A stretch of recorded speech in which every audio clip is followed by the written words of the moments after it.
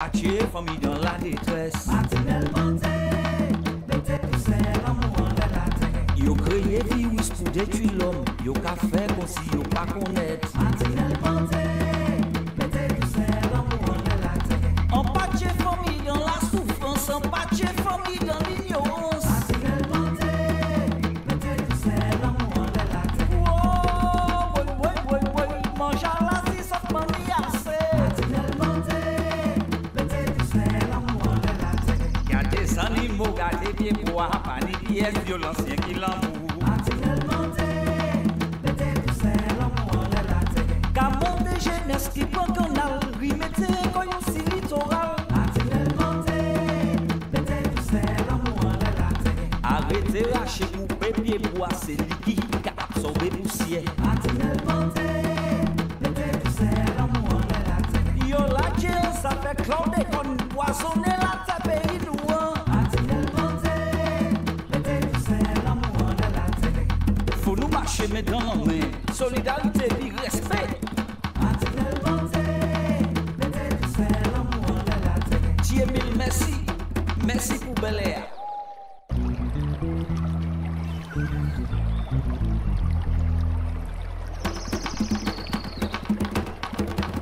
Martinelle Monté, mettez tout c'est l'amour en la terre. Il dit brin comme fils en l'air la terre, en pâtier violence en pays. Martinelle Monté, mettez tout c'est l'amour en la terre. J'ani trop longtemps nous cassi, puis après ça nous dit nous n'y assez. Martinelle Monté, mettez tout c'est l'amour en la terre. Oh, dit tonton dit ça nous n'y assez. Martinelle Monté, mettez tout c'est l'amour en la terre. Maladie vini gâté vaillant, en pâtier famille dans la détresse. Martinelle Monté, mettez tout c'est l'amour en la terre. Yo créé virus pour détruire l'homme, yo qu'a fait comme si yo pas connaître. Martinelle Monté, mettez tout c'est l'amour en la terre. En pâtier famille dans la souffrance, en pâtier famille dans l'ignorance. Martinelle Monté, mettez tout c'est l'amour en la terre. Oh, mange à la si ça famille assez. Martinelle Monté, mettez tout c'est l'amour en la terre. Y'a des animaux gardés bien bois, pas ni pièces violence qui l'amour. Martinelle Monté, mettez tout c'est l'amour en la terre. Gamon de jeunesse qui prend canal, remettez quand yon si littoral. Martinelle Monté, mettez tout c'est l'amour en la terre. Arrêtez racher couper pied bois, c'est liquide qui absorbe poussière. Martinelle Monté, mettez tout c'est l'amour en la terre. Yo la jail, ça fait clouder qu'on poisonner la terre pays nous. Martinelle Monté, mettez tout c'est l'amour en la terre. Faut nous marcher mais dans la main, solidarité puis respect. Martinelle Monté, mettez tout c'est l'amour en la terre. Dieu mille merci, merci pour Bel Air.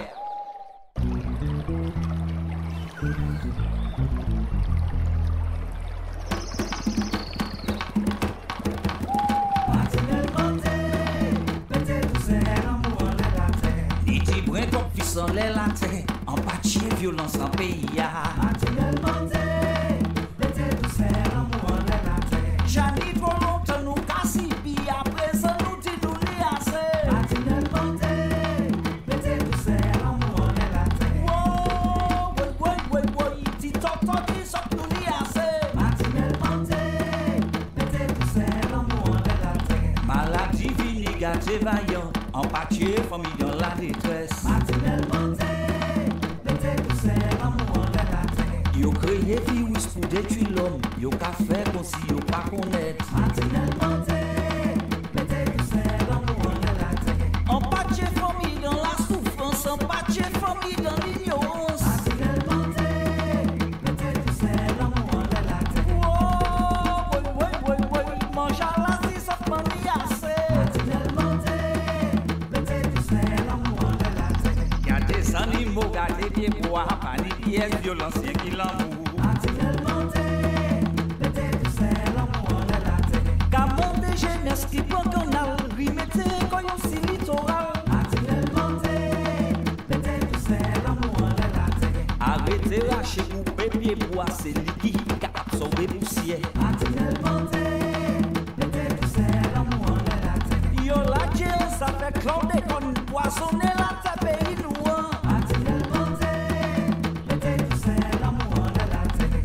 Faut nous marcher mais dans la main, solidarité et respect. Dieu mille merci, merci pour Bel Air.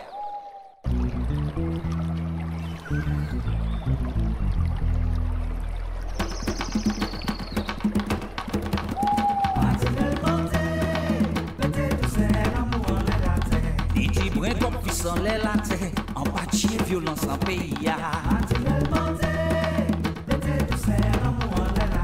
J'allais trop longtemps nous casser, puis à présent nous dit nous les assez.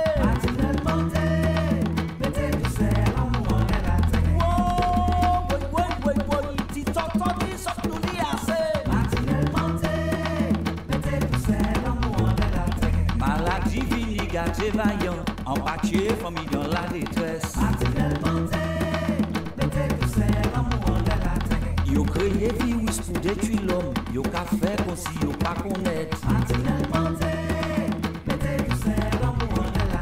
En pâtier famille dans la souffrance, en pâtier famille dans l'ignorance.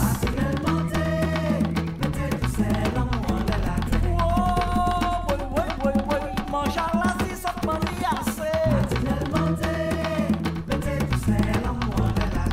Y'a des animaux gardés pieds pour pas ni pièces violence qui l'amour. Gamin de jeunesse qui prend canal, remettez quand yon si littoral. Arrêtez lâcher couper pied pour assez liquide qui absorber poussière. Yo la jail ça fait chlordécone, poisonner la terre pays nous.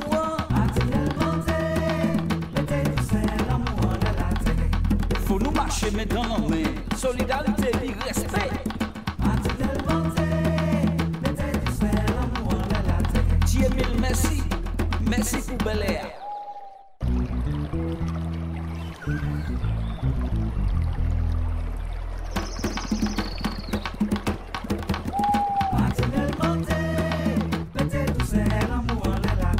Niti brin comme puissant les latés, en bâti violence en pays. J'allais trop longtemps nous casser, puis à présent nous dit nous les assez.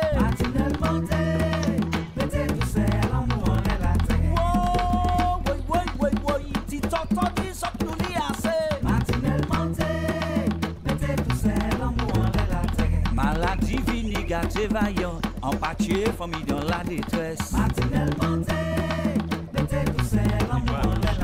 Yo créé virus pour détruire l'homme, yo ka fait comme si yo pas connaître. En pâtier famille dans la souffrance, en pâtier famille dans l'ignorance.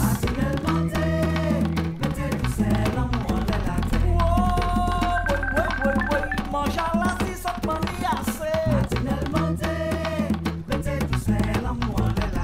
Y'a des animaux gardés pieds pour pas ni pièces violence qui l'amour. Gamin de jeunesse qui prend canal, remettez quand yon si littoral. Arrêtez lâcher couper pied pour assez liquide qui absorber poussière. Yo la jail ça fait chlordécone, poisonner la terre pays nous.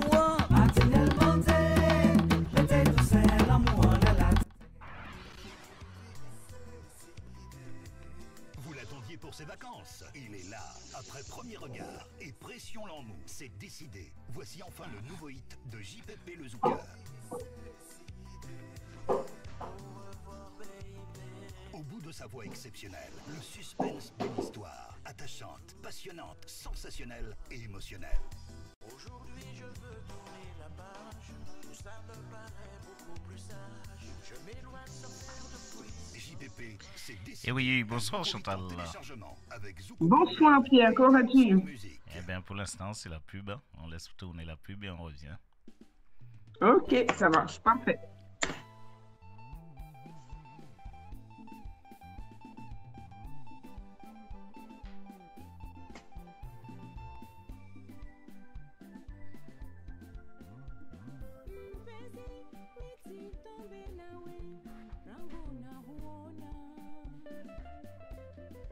Je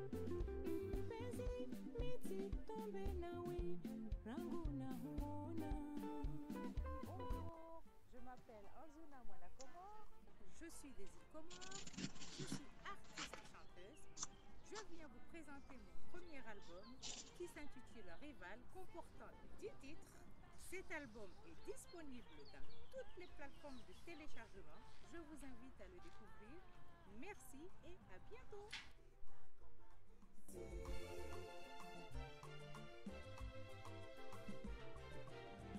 Mon amour vient du plus profond du cœur. C'est dur parce que tu veux. N'aie pas ton charme, mais ta peur. Construisons ensemble. Et nous serons heureux. Unissons-nous, c'est le nouvel album de Guy Michel La Violette. Cette chanson reflète pour moi un monde de paix, d'amour et d'unité entre les hommes.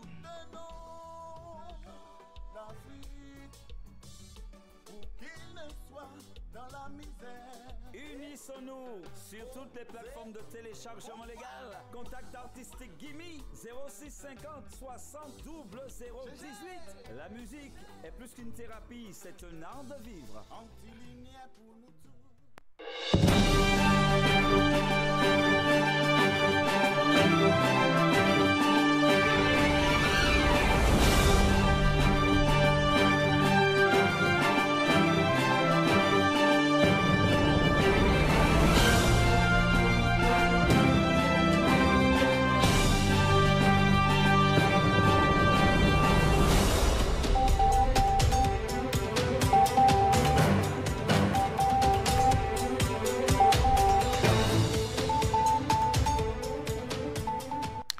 Et oui, le bonsoir à toutes et à tous. Bienvenue à toutes et à tous sur votre radio TMSM 97, la voix de la Caraïbe. Eh bien, nous sommes dans la rubrique Actu News avec Chantal. Et puis, nous allons déjà vous donner le numéro de téléphone. Osez le 07 83 15 89 40. Ce pour discuter avec ou encore échanger avec Chantal Clément. Bonsoir Chantal, comment vas-tu?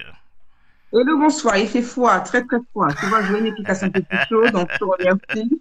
Bonsoir à toi, merci de me donner ce créneau, cette demi-heure sur ta belle radio, Tout le monde c'est Moon. Donc je suis contente, et puis je suis contente aussi des réactions que j'ai des auditeurs, des personnes qui nous suivent sur Facebook, voilà.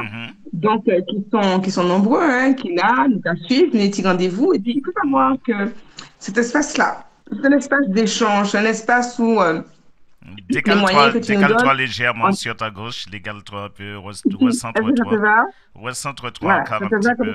Voilà, c'est un peu mieux. Voilà. Donc, c'est un espace, effectivement, qu'on a, où on peut un peu discuter, échanger. C'est vrai que j'aime l'idée, effectivement, du débat démocratique, du fait que on donne des avis, on peut participer librement sur les sujets d'actu, les sujets brûlants.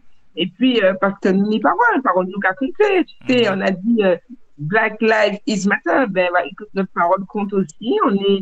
On a le droit aussi de participer, de donner des avis, de pouvoir intervenir. Et puis aujourd'hui, tu vois, le sujet qui m'a intéressé, c'est la fin. Est-ce qu'on assiste à la fin de la France-Afrique, tu vois?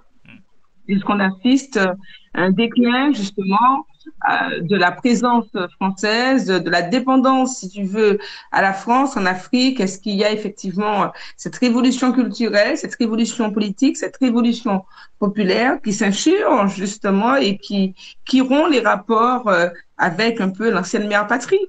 Et puis, pourquoi aussi le ton de la rubrique est cynique, L'idée, c'est d'être cynique. L'idée, c'est d'avoir une liberté de ton.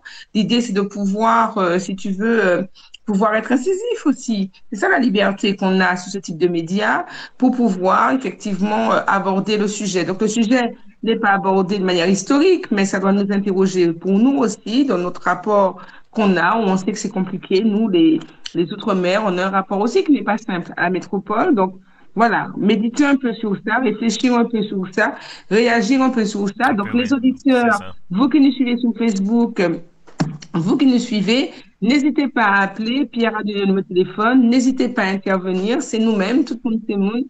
on partage, je n'ai pas la doxa, je n'ai pas de parole d'évangile, c'est juste un parti pris et on peut réagir et on peut avoir un débat pendant ce créneau de 30, 35 minutes, 40 minutes qui m'est accordé.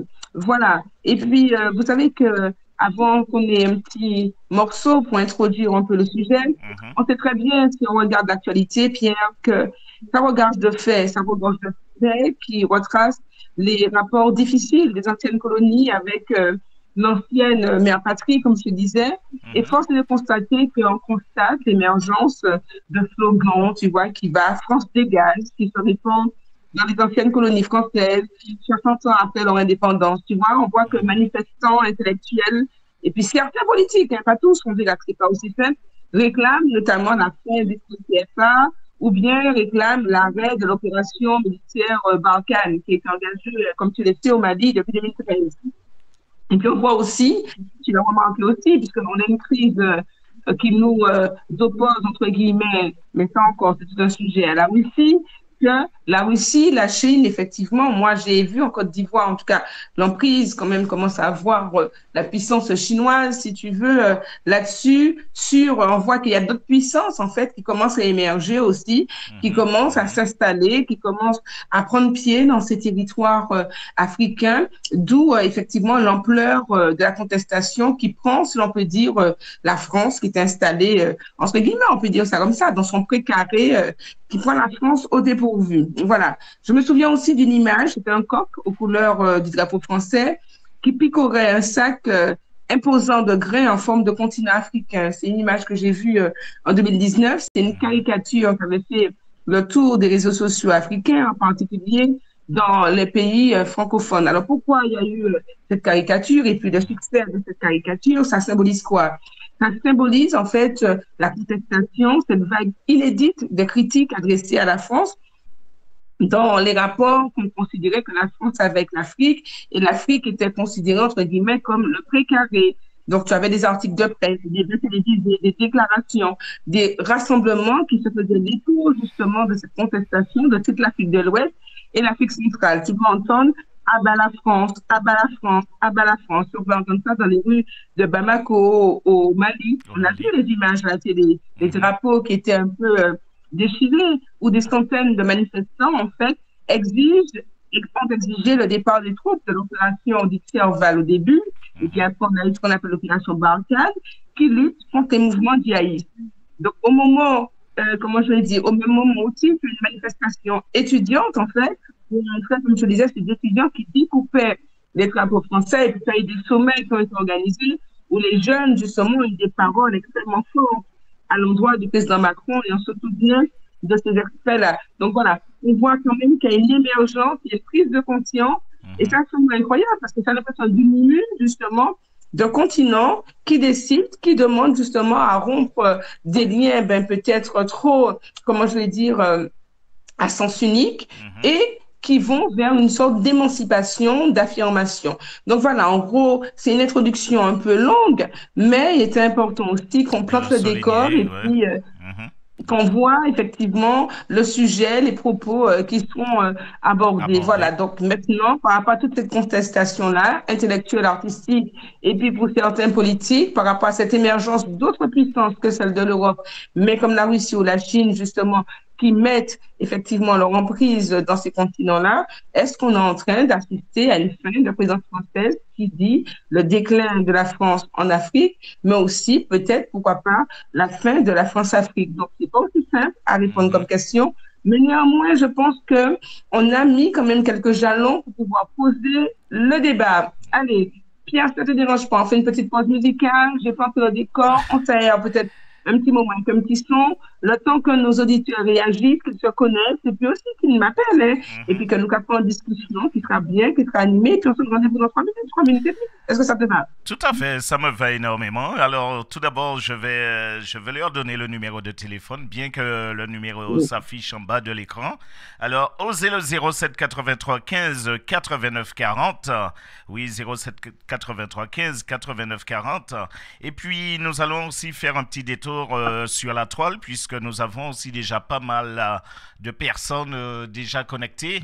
Et alors, nous allons faire un petit salut à Hélène Selma Zéphir. Nous allons faire un salut aussi à Joël Noyon, qui est aussi présent. Nous allons saluer aussi Daniel Ursule, 3615 Côte d'Anne. Et oui, Paul Guy, nous allons saluer. Bienvenue à toi. Et puis, nous avons, qui d'autre encore? Nous avons Zuki Danza qui est aussi là. Nous saluons aussi Denise, nous avons fait bel beau, Denise, Robert Merciris, qui est aussi Marie-Rose Fonsa, que nous saluons aussi. Bel petit bonsoir Marie-Rose, Robert Merciris aussi, j'ai cité Karine Nironold. Et puis, nous avons aussi l'artiste Nelsa Bougui aussi qui est là, sans compter. Et puis, nous avons aussi Rosan Moradel, partenaire aussi de la radio, mesdames et messieurs, pour immortaliser toutes vos soirées vidéo, photos, et puis shooting photo aussi. C'est Rosan Moradel, vous téléphonez à la radio, et puis on vous donne toutes les coordonnées de Rosan Moradel. Et bien sûr, on va se regarder un petit clip. Alors, parle juste ce soir de l'Afrique. laisse-moi aussi saluer les auditeurs, les gens qui ont salué avec D'accord. plaisir. Donc, mon cas dit bel bonjour aussi. Je me joins à toi pour leur faire un gros coucou, dire bel bonjour. Et puis, pour dire aussi que je vois aussi toutes je suis un peu sur Facebook, les remarques que vous êtes nombreux à en faire et les commentaires. Et ça me fait plaisir. Vraiment, ça me fait plaisir de voir que c'est interactif et que ça suscite effectivement des réactions. Mais n'hésitez pas non seulement à écrire ce que vous faites, mais n'hésitez pas aussi à appeler. N'hésitez pas à appeler pour qu'on puisse échanger, pour qu'on puisse faire justement notre table ronde à nous avec les diversités d'opinions qui se respectent toutes, évidemment. Ok, alors on va parler de position déjà, Chantal. Alors si tu te mettais légèrement à gauche, encore plus à gauche, vas-y, non, vas-y encore un peu encore à gauche. Non, 3, pas le téléphone, 3.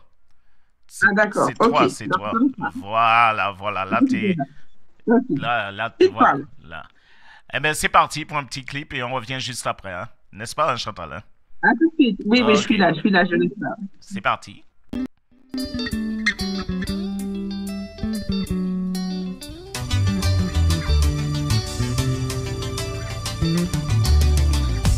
Dieu a créé l'homme et la femme pour vivre ensemble. Mais la conjoncture a fait que ça ne soit pas le cas pour tout le monde.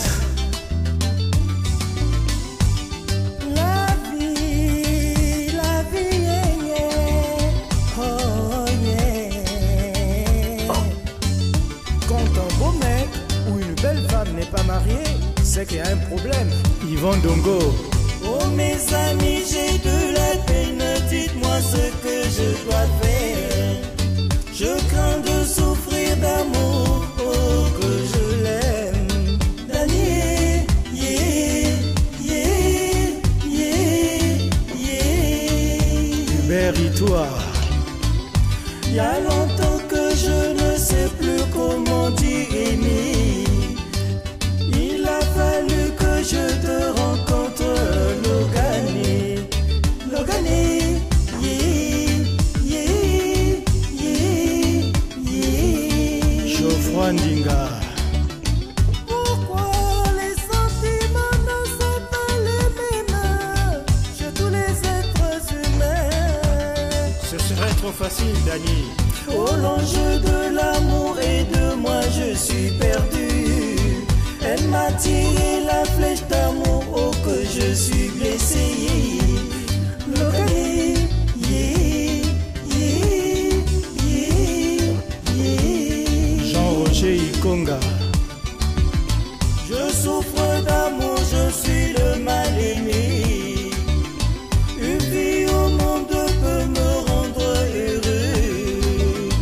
Logané, yeah, yeah, yeah, yeah. Tania Mundele. Chouchou l'indienne. Elle est dessus de ses amours et le souffle, le chaud et le froid. Elle m'a brisé le cœur, je resterai cœur brisé. Daniel, yeah, yeah, yeah, yeah. Adieu que le vent t'emporte dans les meilleures méandres. Moi je m'arrête là. On se dit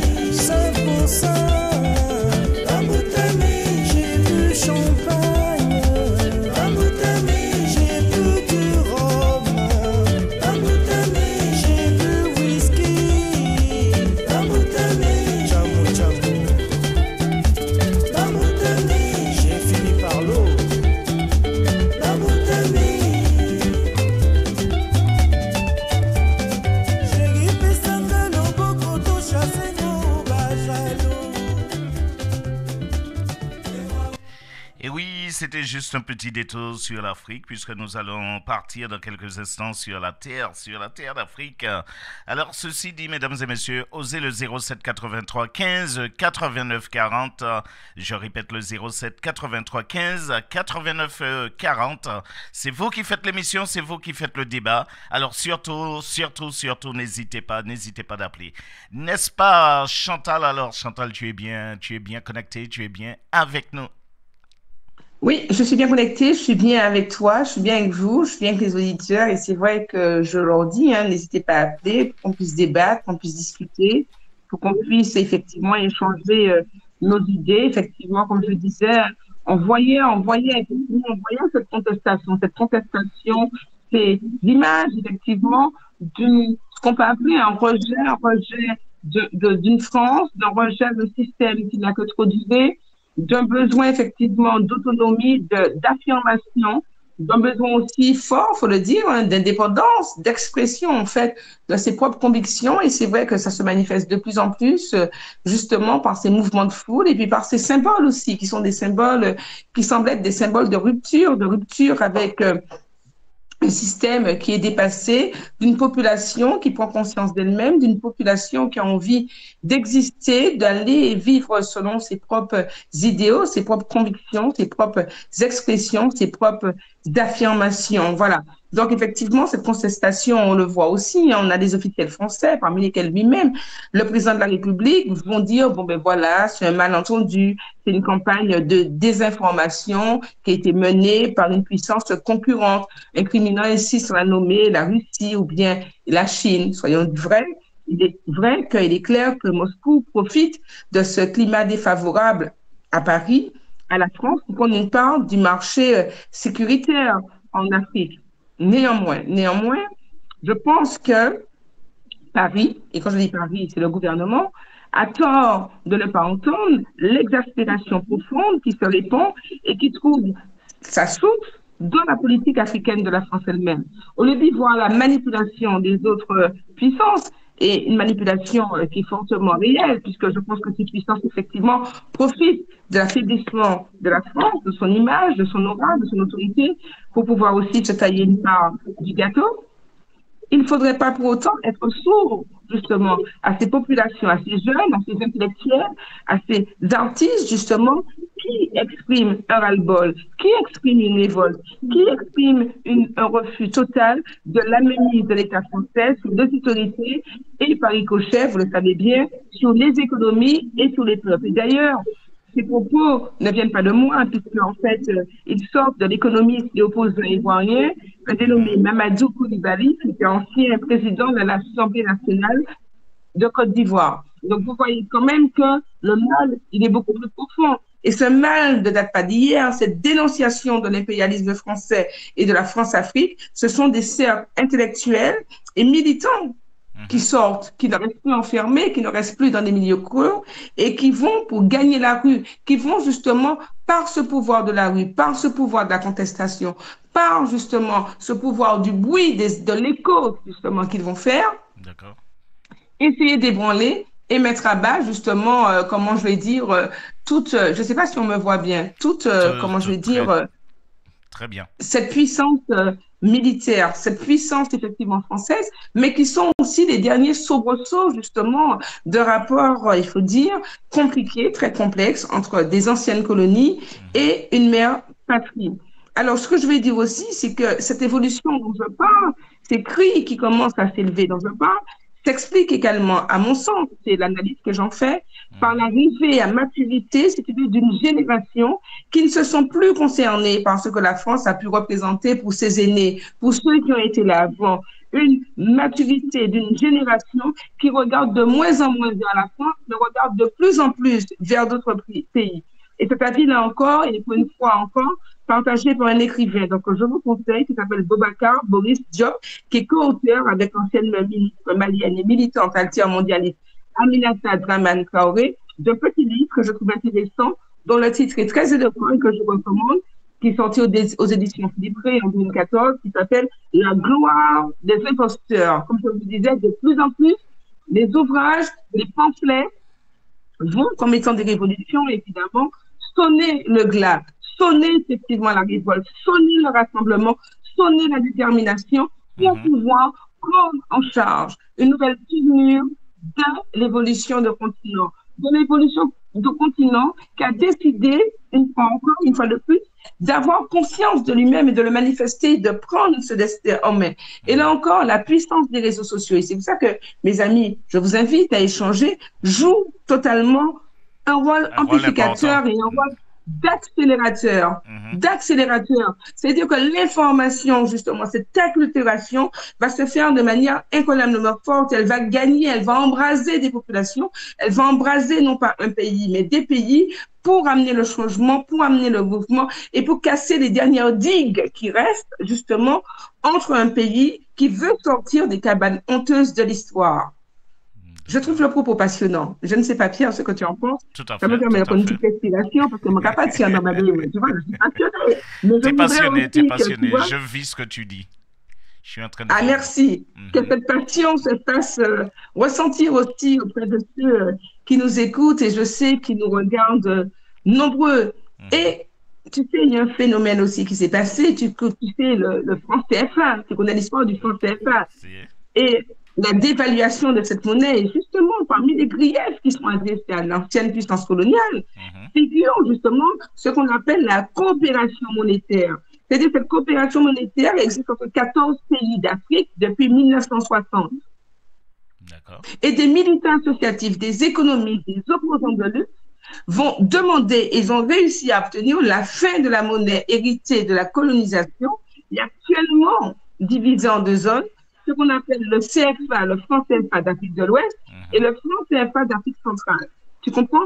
Et il faut savoir que ce franc CFA, il est arrimé à l'euro. Donc, ça veut dire que cette devise demeure sous la tutelle de la France qui en garantit, d'une part, officiellement la convertibilité, et deuxièmement, c'est le reproche qui lui est fait, entrave le développement de pays qu'elle prive d'une part de leur souveraineté. Ainsi, ça s'est fait d'ailleurs, ça s'est réuni, ça a été acté, ça a été lié. Ces pays-là, ces intellectuels-là, ces économistes ont plaidé pour la création de monnaie régionale ou nationale.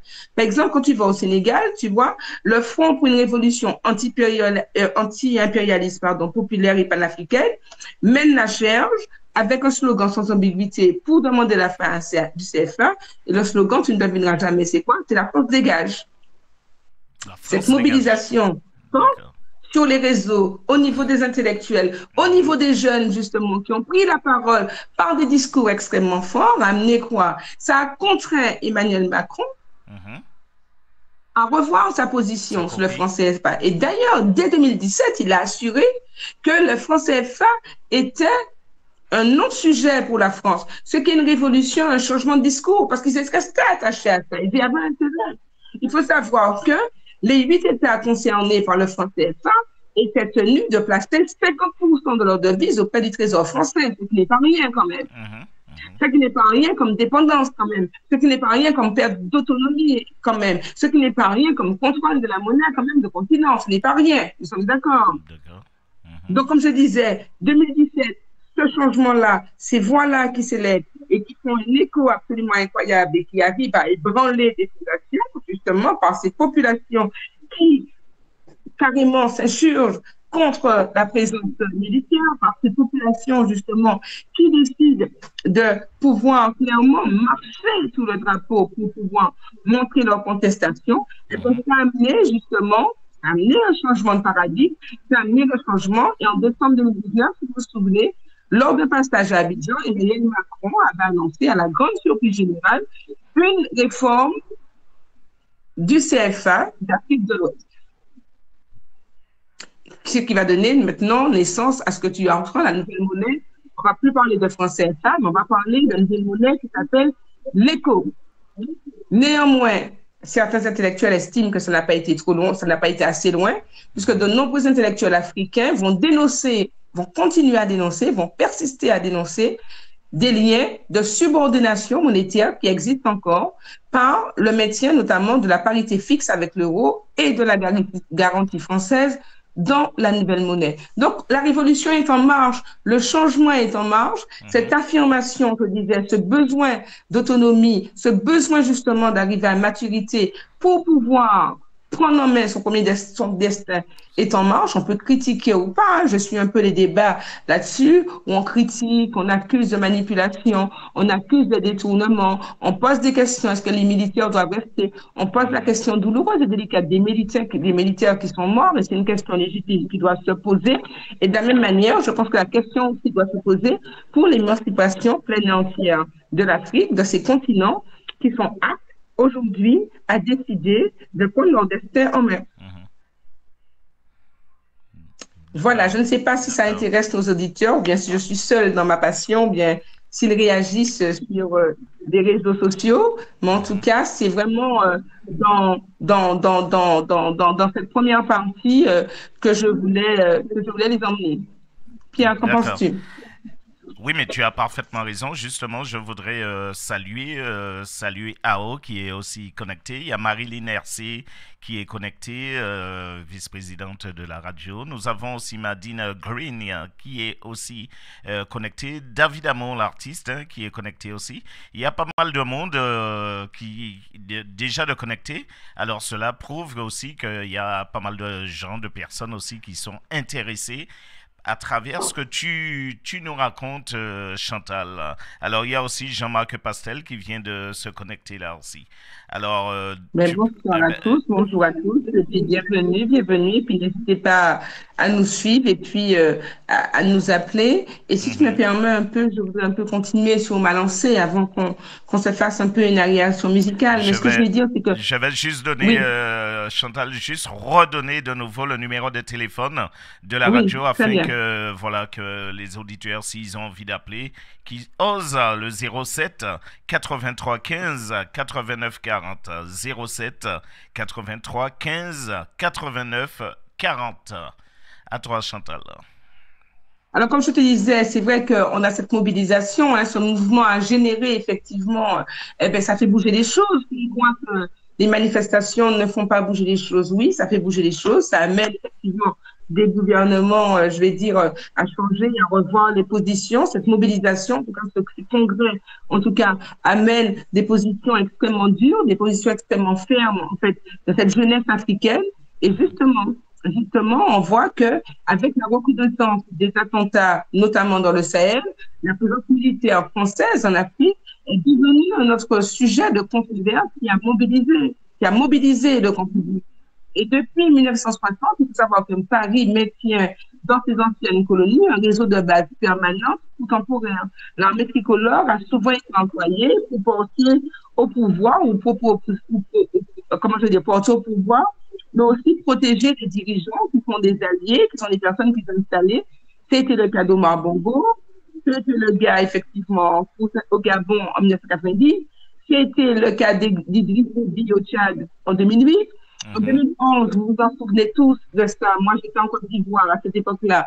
Au moment où ça se passait, c'est l'intervention qu'il y a eu qui permet à Alassane Ouattara d'accéder à la présidence à la Côte d'Ivoire, à la suite d'une crise post-électorale, vous vous souvenez, avec ces images qui étaient incroyablement dures, où effectivement on a arrêté la présidente avec les militaires armés qui sont entrés dans le palais avec des scènes qui étaient incroyablement insoutenables.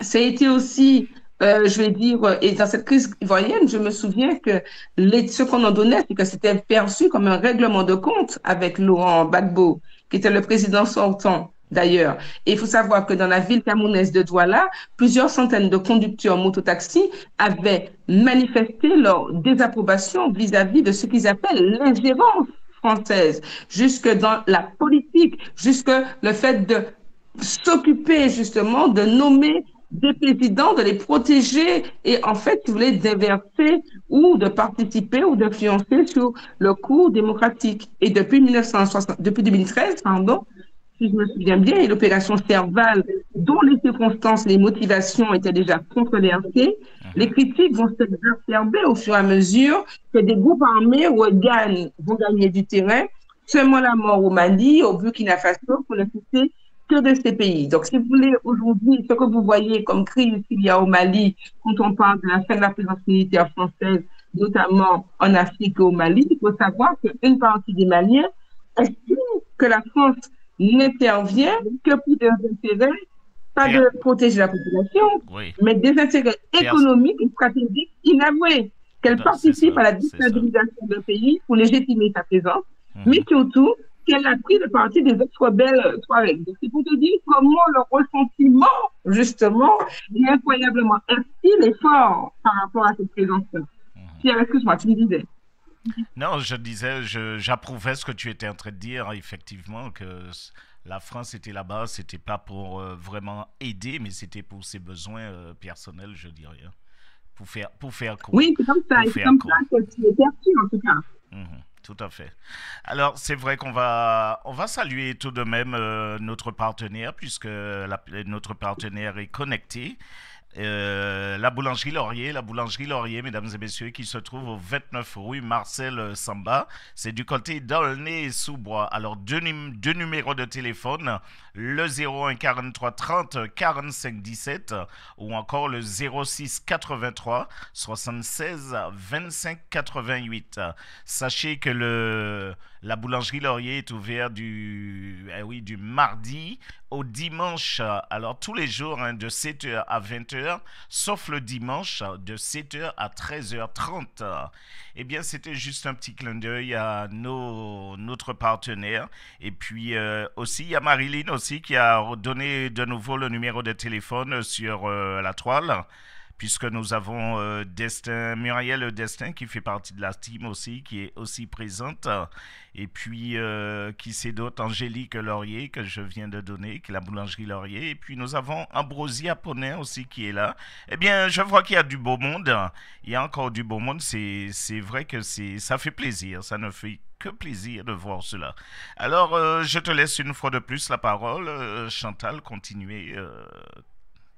Alors, merci à nos auditeurs explications. de prendre cela en marche. En tout cas, j'espère que je ne vois pas les commentaires sur Facebook, puisque je suis en direct et je ne peux pas voir, mais en tout cas, j'espère que mon explication est claire. N'hésitez pas à me le faire savoir, que c'est limpide, parce que moi, vous savez, je vous parle, donc je fais mes recherches, j'ai plaisir hein, quand Pierre me demande de faire quelque chose, donc c'est à préparer, à faire des recherches, à préparer, vous savez, j'aime bien me documenter, me renseigner, je suis historienne de formation. La situation sur la Afrique, j'ai eu la chance, j'ai vécu en Afrique, j'ai vécu quelques années en Afrique, j'ai eu la chance d'être là. D'ailleurs, je suis un contemporain des événements qui ont eu lieu lorsqu'il y a eu la crise, notamment politique, opposant Laurent Gbagbo à la salle nationale. J'étais en Côte d'Ivoire, j'étais dans le sud de Côte d'Ivoire, qui s'appelle, dans une grande ville qui s'appelle Issia, justement, qui est à 2 heures de Yamoussoukro.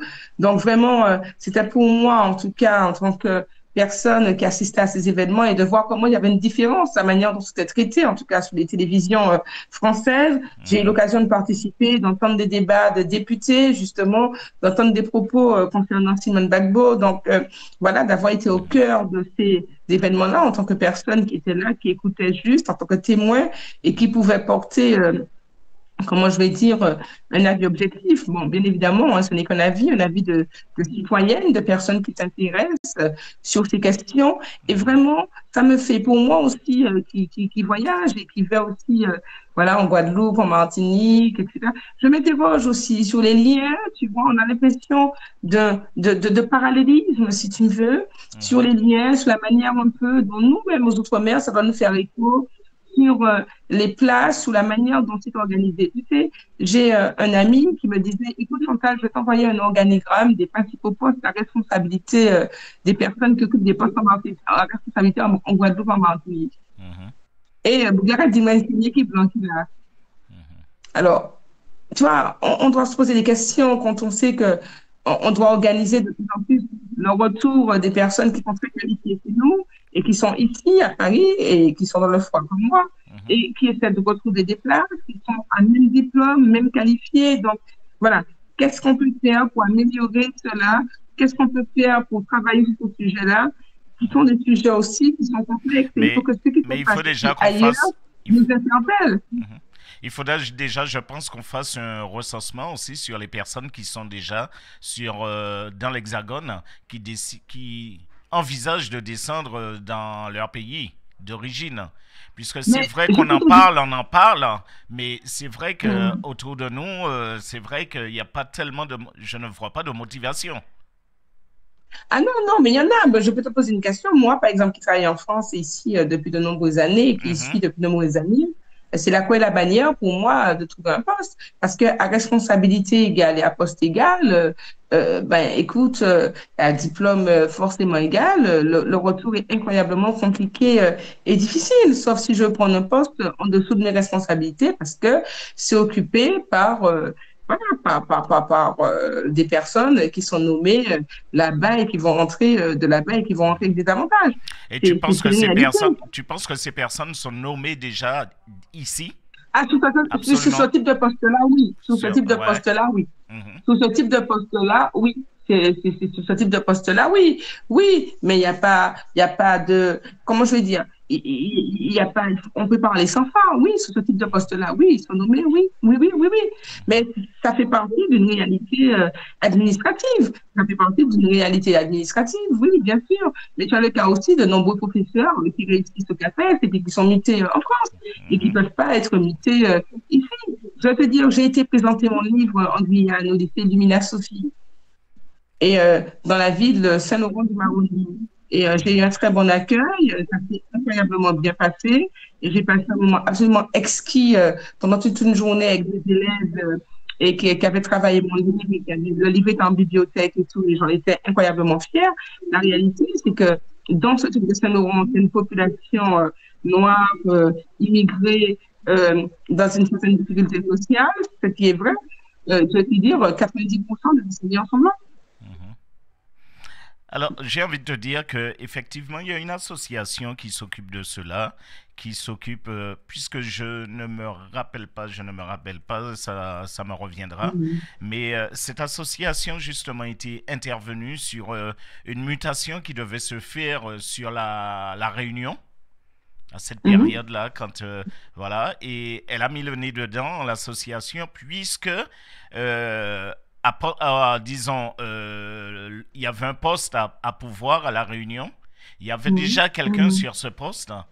Ils ont voulu déplacer cette personne et faire venir quelqu'un de la métropole, justement, pour ce poste, pour récupérer ce poste. Et cette association, elle est intervenue sur cette affaire. Et ça ne s'est pas produit, ça ne s'est pas fait. Le gars, il est resté à son poste. Mais le nom de l'association me reviendra, mais c'est Daniel Dalin qui est président. C'est Daniel Dalin qui est président d'ailleurs de ce collectif. D'accord. Mais bien, je veux juste te dire quelque chose. Par exemple, j'ai lu un article dernièrement dont je ne me souviens pas de tout, mais ça posait quoi? Le problème du vieillissement de la population en Martinique. En Martinique, c'est effectivement. Oui, il y a un problème de vieillissement de la population. Pourquoi? Parce qu'effectivement, il n'y a pas de renouvellement des cadres, il n'y a pas de renouvellement des plantes, etc. Donc, les gens, ils partent, ils vont travailler. Moi, les autres générations qui sont parties, qui ont été travaillées et qui sont là toujours, mais on n'est pas qui après le bac, hein, ne pas jamais dire. C'est vrai qu'on parle de vieillissement de la population et en ce moment, ce qui fait que tu entends dans les journaux aussi en ce moment, c'est que maintenant, ils veulent payer. Oui, ils veulent donner des primes. Donner des primes pour que les femmes puissent enfanter. Non, pour que les femmes puissent enfanter. Ils veulent donner des primes de retour et d'installation. Mais pour donner des primes de retour et d'installation, bon, moi, je suis tout à fait d'accord avec ça, effectivement. Mais il faut commencer par faciliter le retour. Il faut commencer par faciliter les nominations. Donc, moi, je te dis, il ne faut pas non plus que... On a souvent tendance à croire que ce qui se passe en Afrique ou bien ailleurs, c'est loin. Non, ça doit nous faire écho, ça doit nous faire poser des questions sur notre organisation dans l'administration et la manière dont les choses sont organisées chez nous. Nous avons une population talentueuse, nous avons des gens talentueux. Le problème qu'il y a, c'est que quels sont les moyens qui leur sont donnés pour exercer et pour gagner dignement et légitimement leur vie avec quel droit. Donc, est-ce qu'il faut une refonte de tout ça? Est-ce qu'il faut poser les questions et voir comment travailler? Oui, on devrait mettre le chantier là-dedans. Est-ce que c'est simple à régler? Je ne dis pas que c'est simple. Je dis qu'il faut remettre le nez là-dedans parce que ça pose un vrai problème. Et d'ailleurs, l'une des conséquences qu'on voit, c'est le problème du vieillissement de la population. C'est le vieillissement de la population, c'est quoi? Où sont les jeunes? Ils sont passés, et ils sont là, ils font vivre ailleurs, ils donnent leur temps ailleurs, mais ils ne peuvent pas retourner chez eux. On peut retourner chez eux sous certaines postes. En responsabilité, il n'y a pas d'équivalent. Eh bien, il faut voir la grille et l'organigramme et vous verrez que vous les trouvez. Effectivement.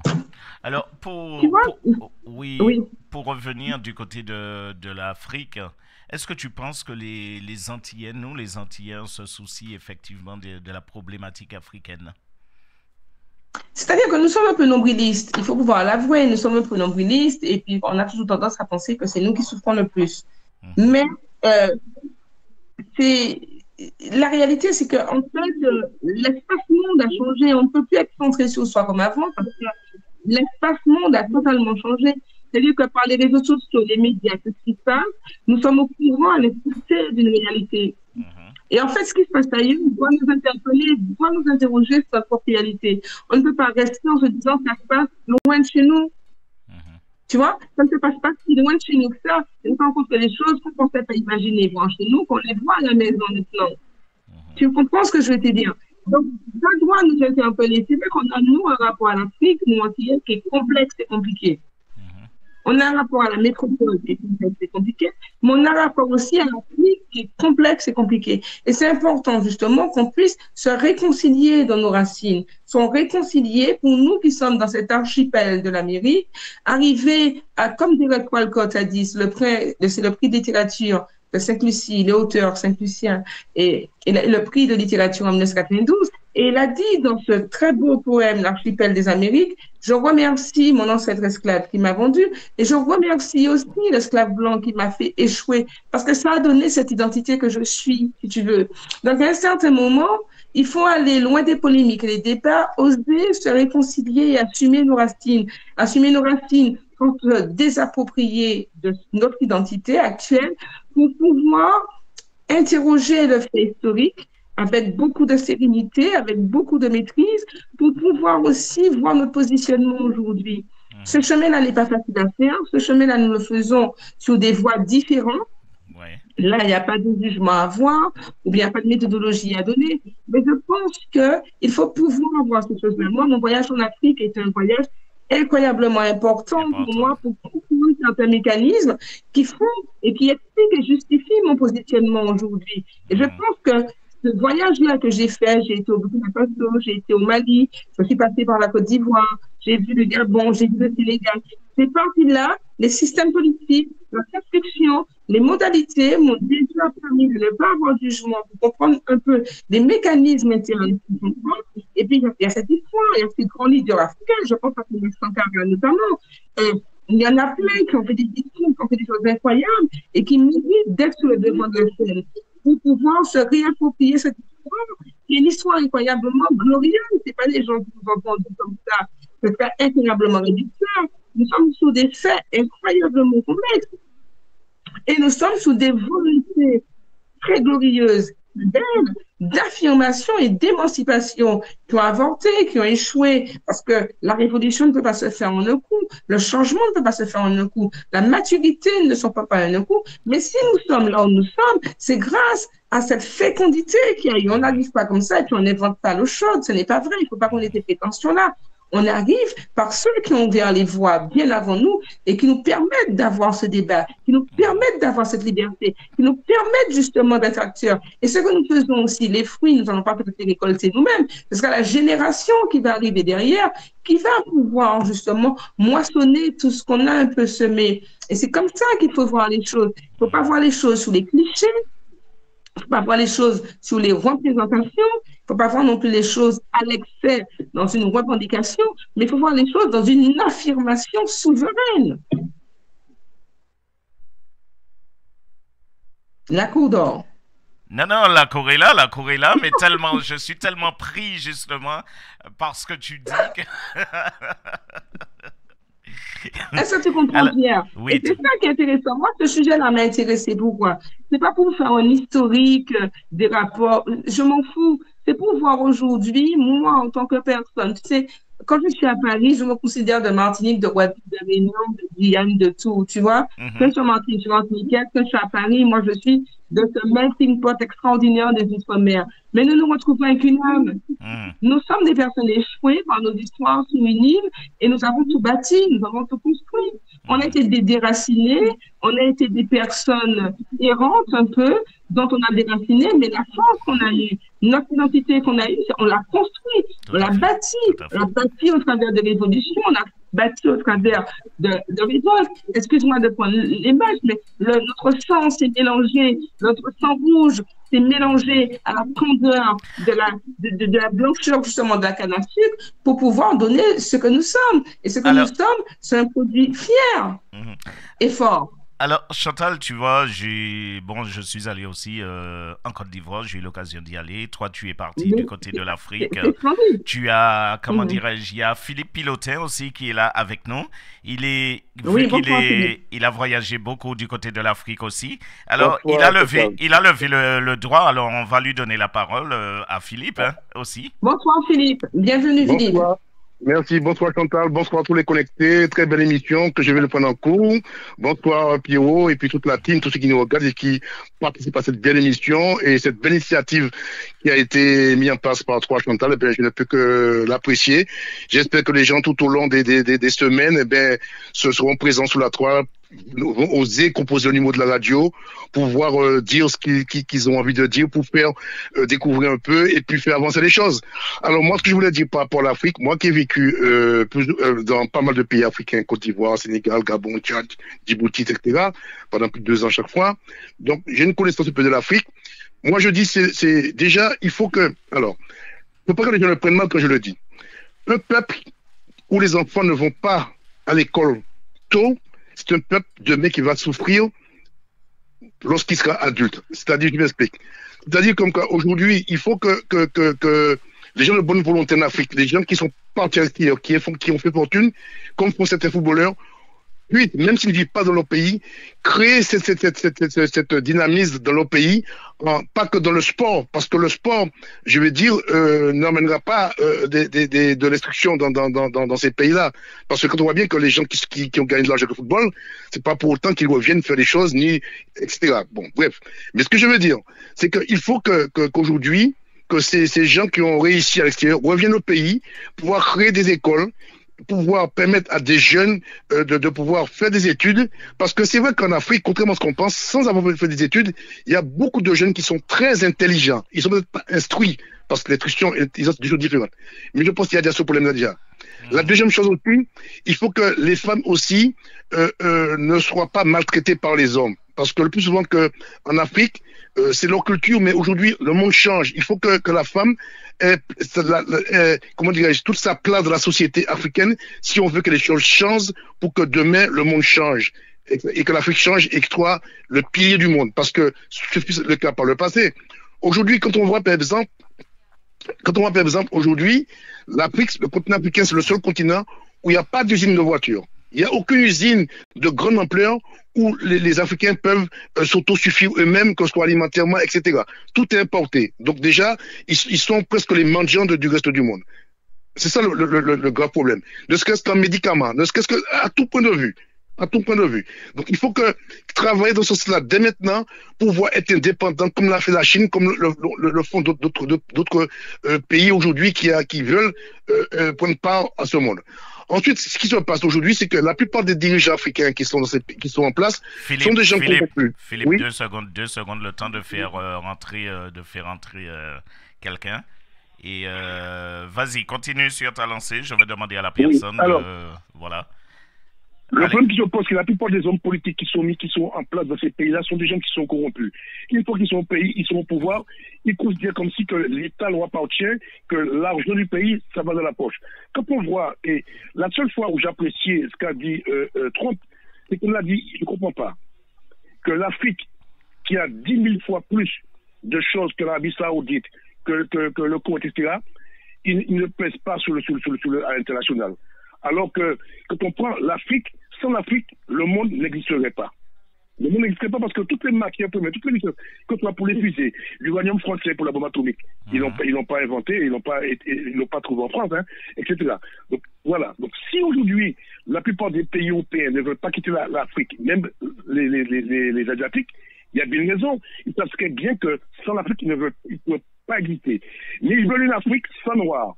Et aujourd'hui, ils sont en train justement de déposséder ces Africains avec le franc CFA qu'a mis en place De Gaulle dans les années 60, qui est une plaie pour les Africains, etc. Donc moi, aujourd'hui, il faut que les Africains puissent se développer à tout point de vue. La dernière fois, j'entends Borloo qui dit qu'il va aller créer une société pour épuiser l'Afrique, pour essayer de marcher. Non, il y a bien les Africains à travers le monde aux États-Unis ou ailleurs qui pourraient chercher travail à la place de Borloo. Pourquoi ils ne le font pas? Alors Philippe, on va faire entrer la personne qui vient de faire sonner le téléphone. On va lui dire bonsoir et puis on lui dit à qui ai-je l'honneur. Bonsoir la radio, bonsoir Pierre, Chantal et Philippe. Marilyn Hercé. Bonsoir Marilyn, bonsoir. Bon, je ne veux pas couper la parole de Philippe, je laisse finir donc ce qui... Non, vas-y, je vais continuer, vas-y. Alors en fait, je vais vous lire deux, trois petites phrases que j'ai trouvées par-ci par-là sur cette histoire de présence militaire. Vous allez me dire ce que vous en pensez, on va essayer de débattre dessus. La présence militaire de la France en fait un bouc émissaire idéal et génère un sentiment anti-français réel en Afrique. Qu'est-ce que vous en pensez de ça? Est-ce que là, c'est vraiment un sentiment anti-français ou est-ce que ce n'est pas purement justice qui est en train d'être rétablie par rapport justement à cet envahissement de la France en Afrique qui, comme on l'a constaté depuis toutes ces années, serait plutôt le pillage des ressources. Tout à fait. Alors, moi qui ai vécu en Afrique, je vais dire quelque chose. Pourquoi le français, il est mal vu en Afrique? C'est pas le français même qui est mal vu. C'est le gouvernement français qui est maltraité en Afrique. Parce qu'aujourd'hui, avec les médias, ça fait 85 ans que la France fait un aide de développement à l'Afrique. Et l'Afrique, chaque année, descend plus bas. Ce qui se passe, les gens se rendent compte qu'aujourd'hui, que les djihadistes qui sont dans ces pays-là sont mieux armés que l'armée, que soi-disant que la France arme. Et le plus souvent, ils disent, parce que maintenant il y a des gens qui donnent des tuyaux, qui essaient, comme le font les Russes, comme le font d'autres, qui jouent double jeu, qui disent, ouais, bon, les Français jouent double jeu, voilà des images, ouais, ils vous font croire qu'ils viennent pour vous aider, ils viennent pour les djihadistes, mais les armes, parce que quand on voit ce qu'ils ont, etc., ils les arment, et ils font du business avec, pour que la France soit toujours là pour pouvoir piller le pays. D'ailleurs, le premier ministre italien avait dit que si aujourd'hui on a ce problème-là en Italie, toute l'arrivée des immigrés, c'est un peu la France qui le cause. La France dit ça ouvertement, mais derrière, il faut le contraire. On voit bien ce qui s'est passé lorsque les Maliens ont dit qu'on n'est pas anti-français, on est contre le gouvernement français. La France a refusé en disant qu'il ne veut pas partir parce qu'il y a les djihadistes, etc. Alors comment une grande puissance comme la France ne peut pas enrayer ce terrorisme? Je ne comprends pas parce qu'aujourd'hui, on arrive à voir dans une botte de foin une aiguille, etc. Donc je ne comprends pas. Donc il y a tout ça. Quand on voit la Centrafrique, l'état de la Centrafrique aujourd'hui par rapport à ce qui c'était.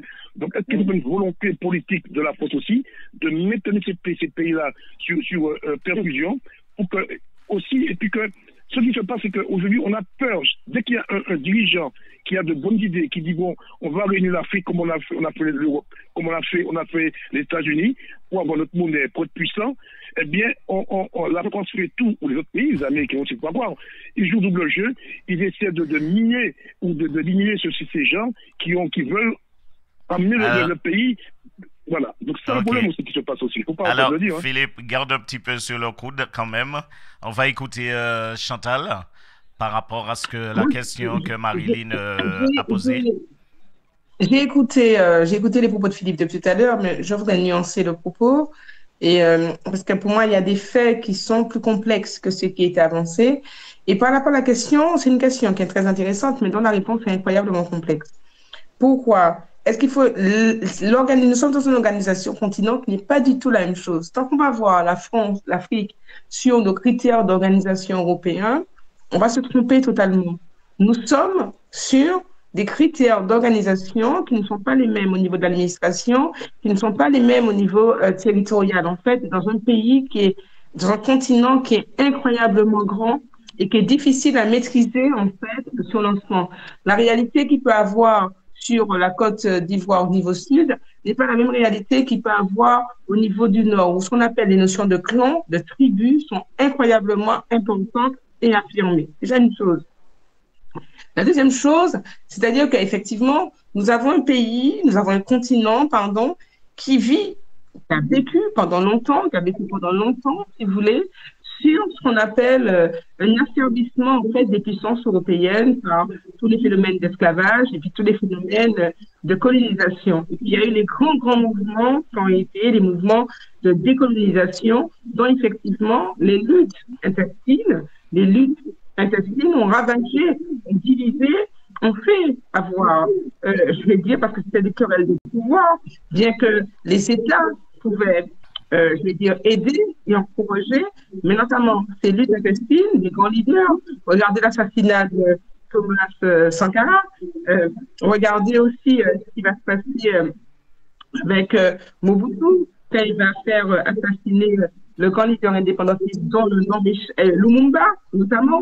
Regardez cela. Ce sont des querelles intestines qu'ils font, qui sont alimentées. Donc, je vais dire que nous sommes dans une situation beaucoup plus complexe où ce qu'on appelle la dynamique interne aussi va jouer un rôle qui est incroyablement important. Alors que la France, effectivement, sur laquelle on voudrait tirer ou pas à boulet rouge, a eu un rôle pas très clair et pas très, comment je vais dire, des plus sains et des plus nobles là-dedans, ceci est vrai.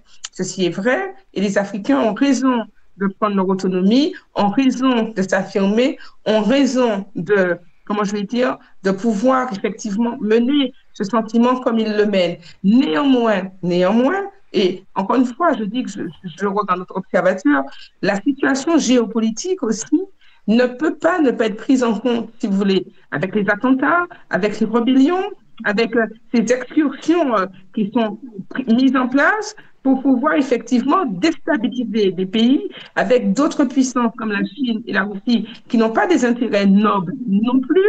Donc, je pense que ce carrefour, en fait, de forces qui viennent s'opposer les unes contre les autres font que nous sommes dans une situation, bien que le rôle de la France soit à revoir, soit clarifié, et on ne doit pas non plus lui enlever les erreurs et les fautes qu'elle est commises, où les choses ne sont pas aussi simples, ne sont pas aussi noires, absolues ou blanches absolues d'un côté. Nous sommes dans un faisceau de circonstances historiques, un faisceau de faits historiques qui tiennent compte effectivement des notions de tribalisme, des notions de camp, des notions de dynamique interne.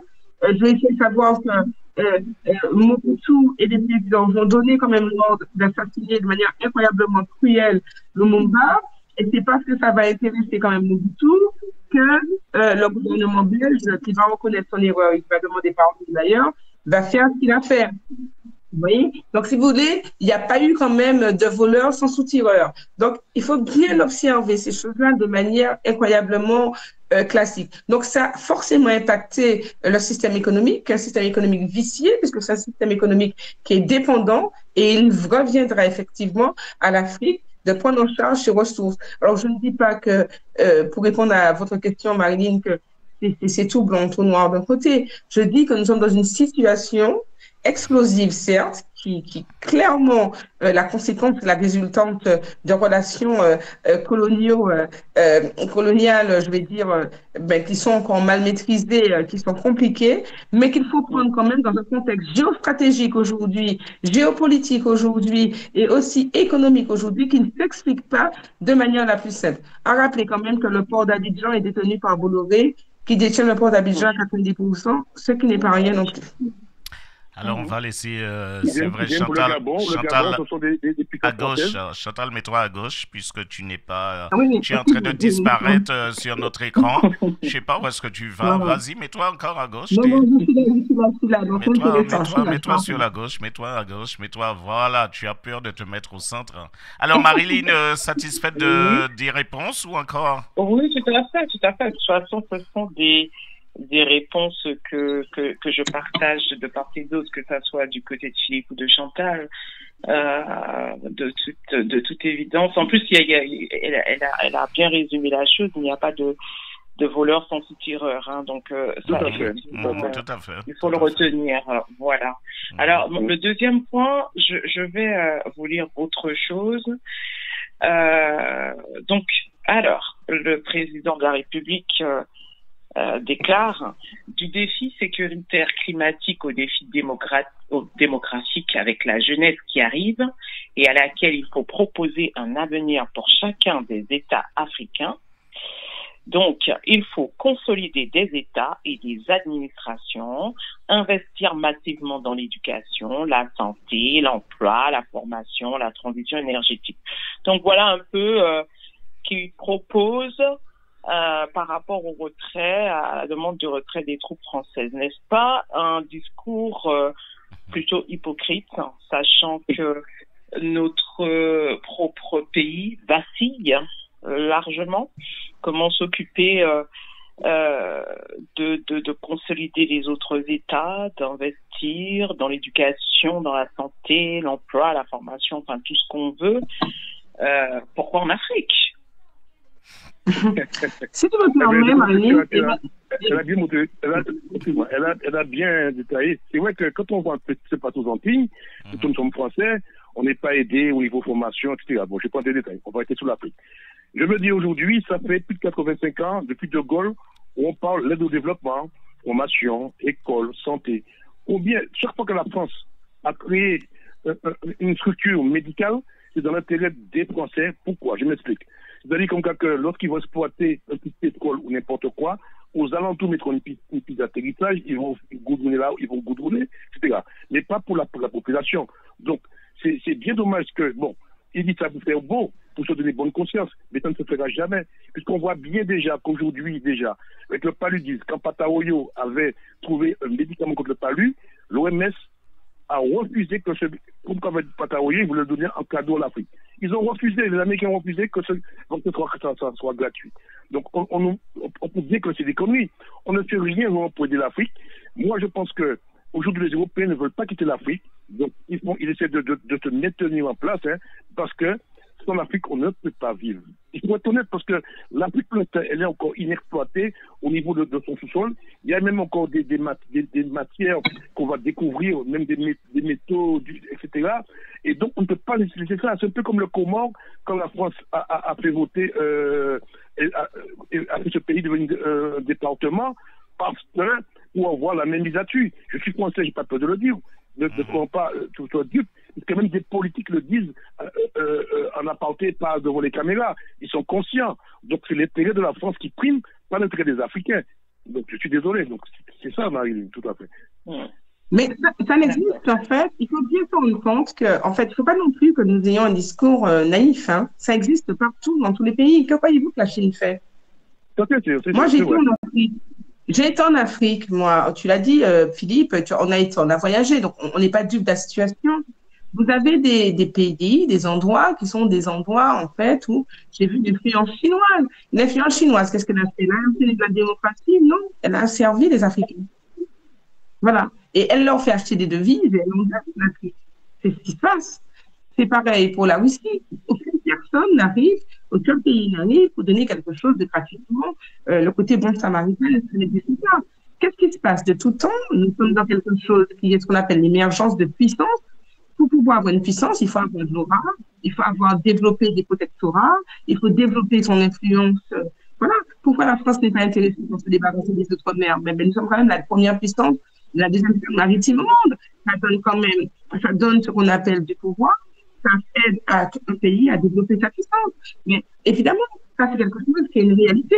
C'est une réalité pour la Russie, c'est une réalité pour les États-Unis, c'est une réalité pour l'Inde, c'est une réalité pour tous les pays. C'est pour y arrêter, sinon il n'y aurait pas eu de guerre, il n'y aurait pas eu de relations compliquées, il n'y aurait pas eu ce qu'on appelle la diplomatie. Donc ça, c'est déjà un premier fait. Est-ce que là, les Européens ont envie de laisser l'Afrique? Non, ils n'ont pas envie de laisser l'Afrique. Mais quand même quitterait-elle l'Afrique? Vous pensez que l'Afrique va venir totalement autonome, mais toutes les autres puissances vont venir aussi pour commencer à s'intéresser aussi. Mais ça, c'est comme ça, c'est le jeu des rapports de force qui sont ainsi. On ne peut rien. Là où moi, je veux dire, dans le discours d'Emmanuel Macron, mais personne n'est dupe, n'empêche que Emmanuel Macron est dans son rôle. Son rôle, c'est quoi? C'est de se dire, bon, ben voilà, j'ai passé 2 mandats, je vais laisser quelque chose dans l'histoire et je vais passer pour un président qui est engagé, un président qui a réformé, un président qui a fait ça. Il est dans son rôle, dans son jeu, totalement de le faire. La question doit être plus une question de fond qui est de se dire, mais et c'est ça qui est intéressant dans ces mouvements de protestation, dans ce qui m'intéresse comme ce débat par rapport à la fin de la présence, c'est en fait pardon, ces intellectuels, ces personnes de la culture, justement, et une culture, qui est-ce qui a eu le prix, qui a eu le concours avant? C'est pour la mémoire des autres, un Africain, comment il s'appelle? C'est M. Starr qui l'a eu. Et je veux dire, c'est qu'il y a une richesse, il y a quelque chose où de plus en plus on sort des clichés, on sort des limites, on a cette émergence-là culturelle, on a cette émergence intellectuelle, on a cette émergence aussi au niveau, alors pas effectivement des constructions automobiles, mais au niveau de d'autres domaines qui sont des domaines émergents, qui s'affichent de plus en plus, qui s'imposent de plus en plus, qui deviennent des référents. Donc ça veut dire que quoi? Marine, cette révolution au-delà du discours de M. Macron est en marche, au-delà du discours de M. Macron se fait, se construit, et nous appartient aussi par ricochet à nous, Antillais, de pouvoir trouver aussi ces moyens d'expression, de valorisation du patrimoine, de valorisation de notre histoire, de valorisation aussi de notre rapport, et non pas vivre de manière périphérique et dépendante, mais créer des conditions d'une autonomie et d'un rayonnement dépassant même le discours.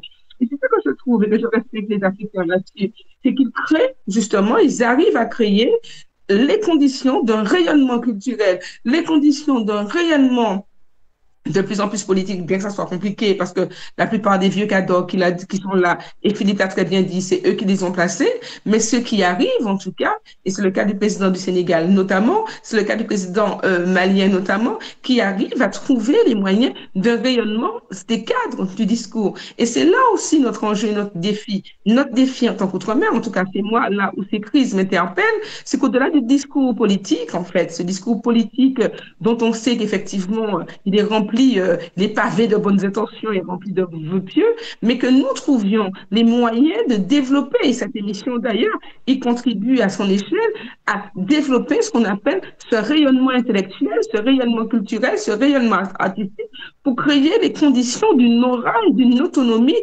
dépassant le simple cadre structurel, institutionnel, dans lequel nous sommes encore prisonniers.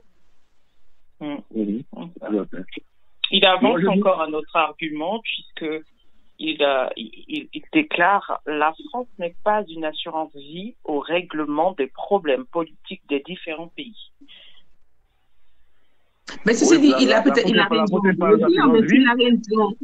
Il a raison de le dire, mais en même temps, ce que je veux dire, c'est qu'ils le disent, oui, d'accord, il a raison de le dire, moi, je n'ai pas de sujet, ça ne me choque pas. Moi, ce qui m'embête, c'est qu'ils le disent et puis qu'ils continuent en dessous à alimenter ce genre de choses-là. On n'est pas un tyrannie, mais on donne aux gens les moyens d'avoir leur autonomie sans se mêler, effectivement, de certaines choses, alors qu'ils vous disent de dégager.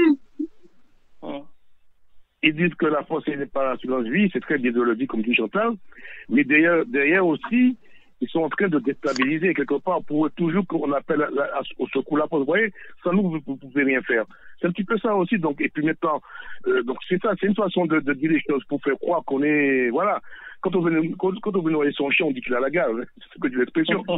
Il dit ça ouvertement, mais derrière, c'est tout le contraire qui est fait, parce que Jacques Pocard a bien expliqué un peu, qui était d'origine guadeloupéenne, comment ils avaient mis la mise avec De Gaulle, comment ils arrivaient à influencer la politique africaine et à les tenir de la main. Et De Gaulle disait des choses.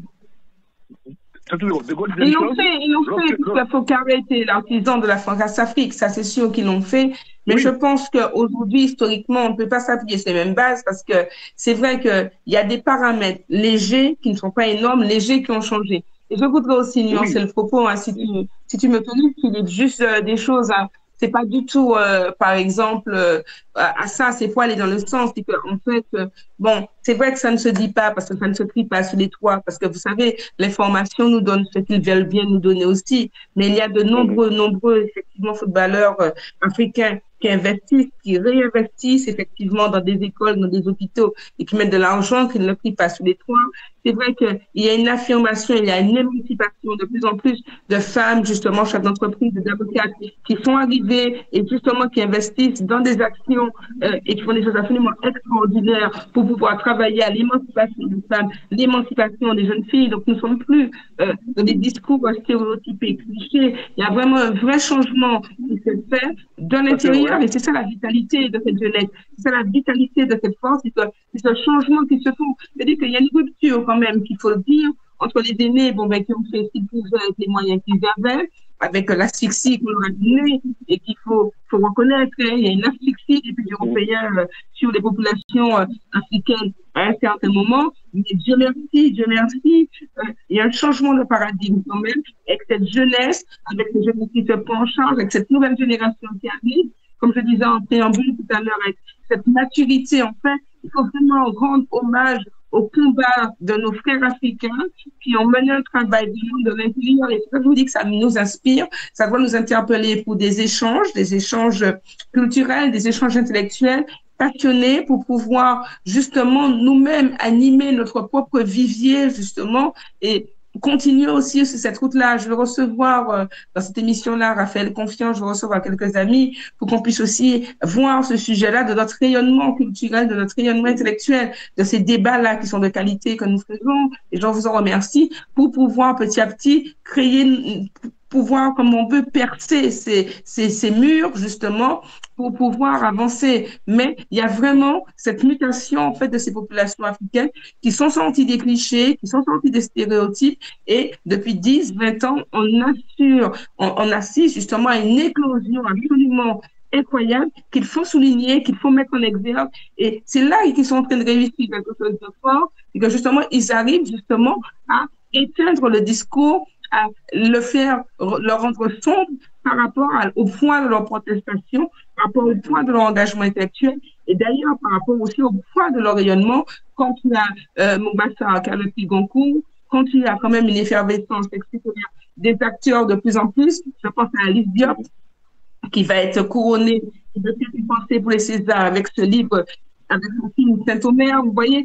Donc, cette jeunesse-là, cette vitalité-là est bien là. Elle est bien réelle, bien brillante, bien rayonnante. Et il faut le féliciter, le souligner et s'en servir nous-mêmes pour alimenter nos propres idées.